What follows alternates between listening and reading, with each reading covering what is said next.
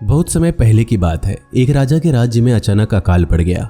अकाल के कारण ना तो फसलों की पैदावार हुई और ना ही उस साल कोई लगान आया और ना ही राजकोष के धन धान्य में कोई वृद्धि हुई। राजा ये देखकर बहुत ही दुखी और चिंतित हो गए। वो ये सोचने लगे कि मैं अब किस तरीके से ये राजपाट चलाऊंगा। इस चिंता ने राजा को इस कदर घेर लिया कि वो दिन रात अपने दुर्भाग्य को कोसते ही रहते और चुपचाप मायूस होकर बैठे ही रहते थे। राजा यहाँ तक सोचने लगे कि कहीं उनके खिलाफ उनके ही राज्य में कोई षड्यंत्र ना रच रहा हो। इन परिस्थितियों में ना तो राजा को नींद आती और ना ही भूख लगती। ऐसे ही कई दिन बीत गए। राजा के राज्य में एक साधु रहा करते थे। वो साधु राजा से मिलने राज दरबार में आए और उनसे इस तरह मायूसी रहने का कारण पूछा। राजा ने पूरी बात बताई और कहा, मेरी चिंता का निवारण कर दीजिए। इस पर साधु ने कहा, इस चिंता को तुम मुझे सौंप दो, यानी कि ये पूरा राज्यपाठ ही तुम्हारे चिंता का मुख्य कारण है, इसलिए ये पूरा राजपाट तुम मुझे सौंप दो। राजा इस बात पर राजी हो गए। साधु ने फिर कहा कि अब तो राजपाट मेरे पास है, अब तुम क्या करोगे?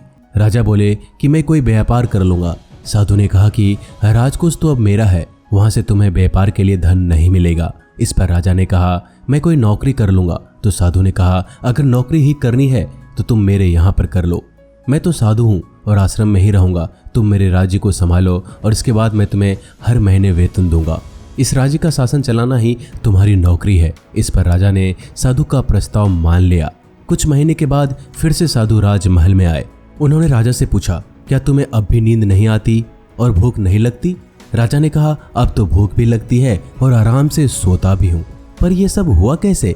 मैंने वो सारे काम किए जो पहले भी किया करता था, परंतु अब किसी भी चीज की उतनी चिंता नहीं होती। आखिर ये सब कैसे हुआ? कृपया करके समझाइए। साधु ने समझाया कि सब कुछ पहले जैसा ही है, लेकिन तुम जिस काम को बोझ समझते थे अब उसे अपना कर्तव्य समझ रहे हो।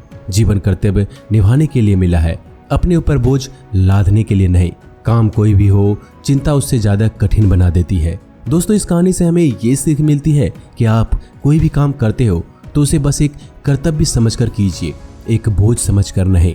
ये सोच बड़ी गजब की चीज है, क्योंकि यही आपका किसी का गुलाम भी बनाती है और किसी चीज से आजादी भी करवाती है। तो अपने सभी काम आज से एक कर्तव्य समझकर कीजिए, देखिएगा आप सभी काम में सफल जरूर होंगे।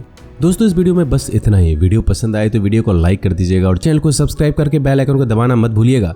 तो मिलते हैं जल्दी एक नई वीडियो में, तब तक के लिए अपना ख्याल रखिएगा।